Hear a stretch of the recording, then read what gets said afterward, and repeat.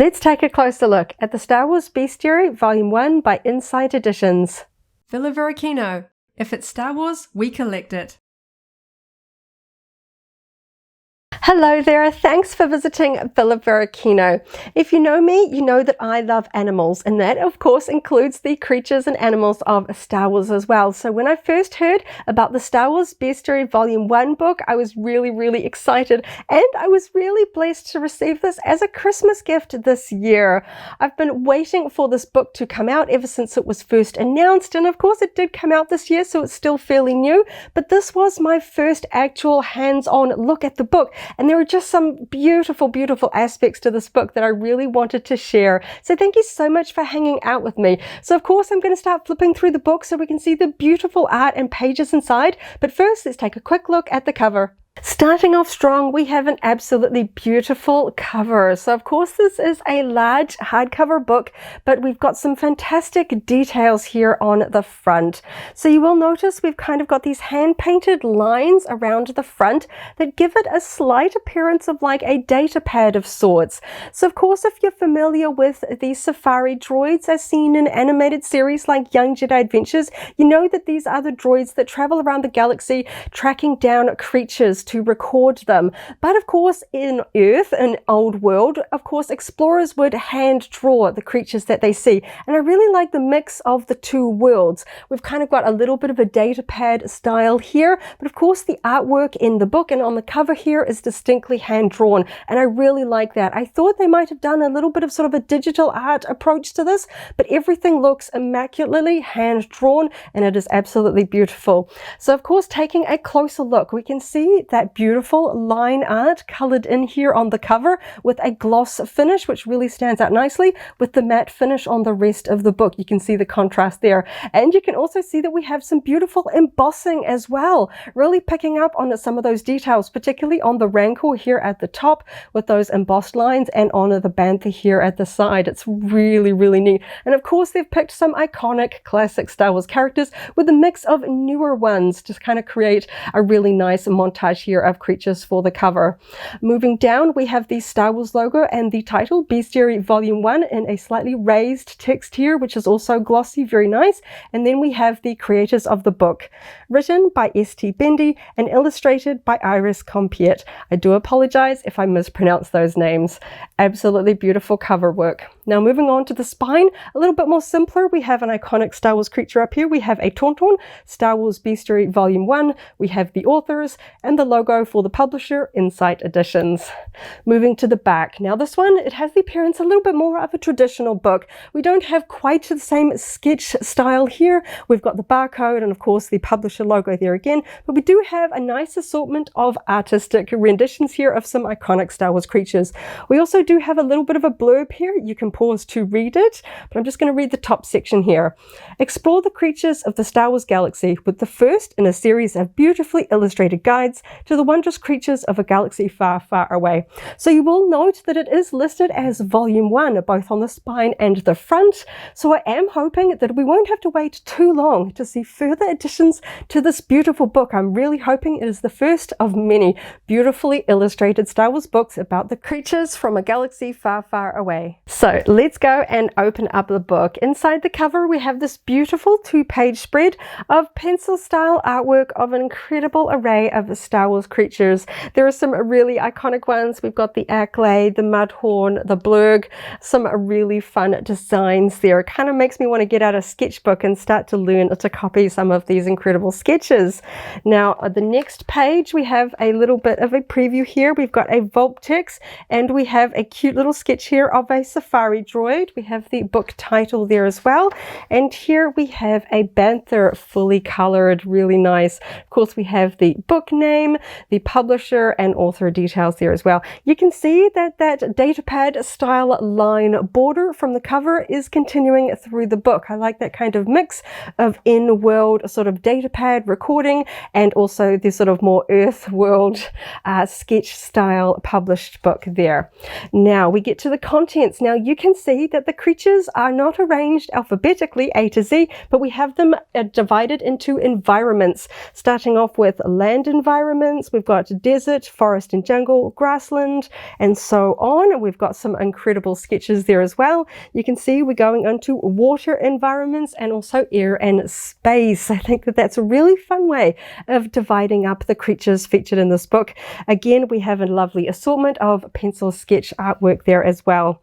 Now here we have a little bit more of an in-world take here. So it is written in world. We have the director of creature cartography for the Galactic Society of Creature Enthusiasts, Iris Compiet, and she has a safari droid named B8T5, or sort of BAIT for short, going around helping Iris record all of the creatures of the galaxy. So I like that we have a sketch of a BAIT, the safari droid, and a bit of an intro there for the sort of in-world author, Iris Compiet. I think that that's really fun. I like the sort of in-world nature there.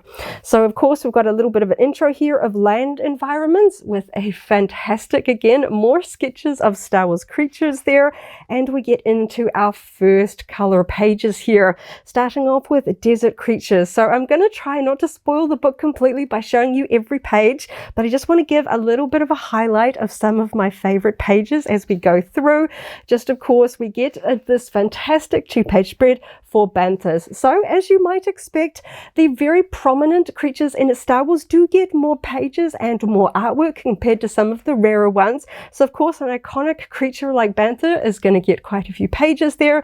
We can see a little bit with a Tusken there, and also with a bantha calf. I think that that is just really cool, and I do like the mix of both colored and pencil sketches here as well. Another little element that I really like is the kind of the texture here. Now the pages themselves are quite thick, but they're not glossy. They're kind of like a matte finish, and I really like the weight and thickness of the paper. And when you look at it really close up, it has a printed texture, not a real world texture because it feels smooth, but it has a printed texture like thick art paper that has a texture designed for drawing. And it's almost like it has picked up a bit of sort of smudgy art supplies, you know, when you're sort of drawing and sketching and you get sort of that residue on the side of your hands, and it kind of smudges towards the outside of the pages. And of course, the more you carry around a sketchbook or art book, the more it's kind of going to get grime on those well handled areas, like on the corners.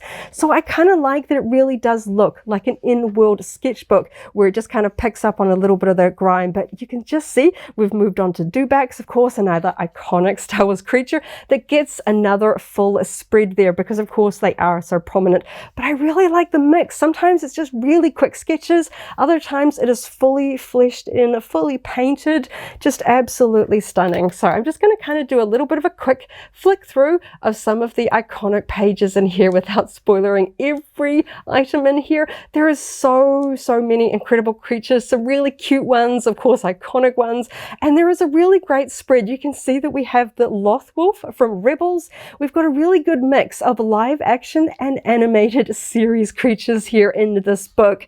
Now I do have to mention that there are some omissions which I was a little bit disappointed about, but of course the back of the book does reference this as being the first in a series. So I'm really hoping we don't have to wait too long for a volume 2 and perhaps even more than that. So some of the ones that I did notice were missing were ones from older Star Wars video games that I am a particular fan of. Now there are some creatures like the Claw Slug that's actually a little bit of a cameo in the Star Wars A New Hope Dejarik holochess table. It first appears in the very first Star Wars movie, but it does appear as a creature in one of my favorite Star Wars video games, Star Wars The Old Republic, and the Claw Slug is missing from this book, so I was a little bit disappointed. Another creature that I love from Star Wars video games are the very cute Gizka as seen in Knights of the Old Republic. Those are not in here either. And another recent addition to Star Wars video games that is missing is the adorable Nyx the Merquel as seen in Star Wars Outlaws. So we've got plenty of cute creatures that could appear in a volume 2, though I do have to say that this book does pretty much cover all of the main live action creatures. So I don't think there's too much missing. Certainly it's going to be jogging my memory to sort of go through and see if there's anything in particular from the live action series that is missing. I absolutely love the spread of convoys here from, of course, we see them in Rebels and some of the live action series, but the artwork in here, I'm just trying to give you guys a taste because this is just absolutely beautiful. When I got this gift on Christmas, I was trying to do a quick flick through because I had been waiting so long to see the inner pages. And I got to say, I ended up doing like a full page read through. I needed to see all of the creatures, all of the beautiful artwork. The pages are just so thick and glossy, and there's just so many beautiful artworks here of some really cool creatures. So if you enjoy the creatures of Star Wars, or you like in-world lore books, you know, like the incredible cross-section books and things like that, or sort of the in-world sort of research, or just you like learning more about the galaxy far away, I really recommend this book. Even if you can't buy it, try and see if you can find one to borrow from a local library, because this is just absolutely beautiful.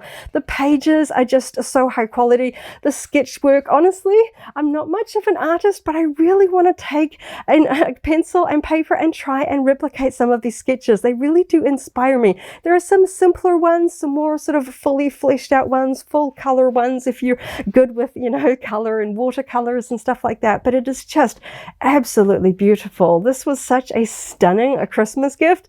I know I'm going to be reaching for this off my Star Wars reference shelf a lot in the days, months, and years to come, because it is just absolutely beautiful. And I really hope we don't have to wait too long for a volume 2 to get more of the creatures that are missing, because there's just so many creatures in Star Wars. You can't possibly fit them all in one book, especially not with this attention to detail. I like that everything has a good breathing space, you know.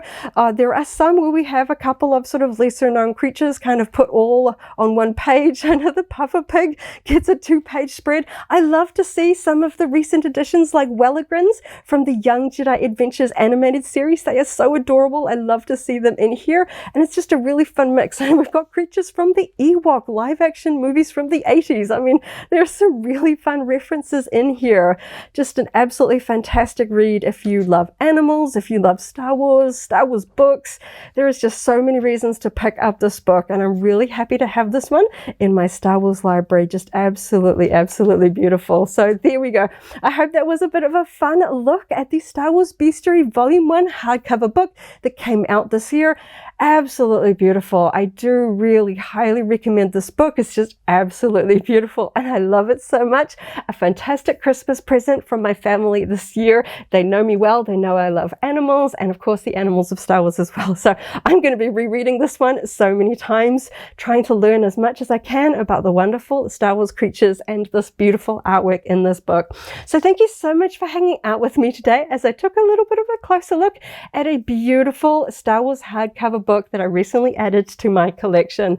I hope you have a wonderful morning, afternoon, or evening, wherever you are in the galaxy, and let's hang out again very soon for more Star Wars fun. May the Force be with you. If you enjoyed this video, go ahead and give it a like, check out our other videos, and subscribe for alerts about new uploads. Thanks for watching, and may the Force be with you.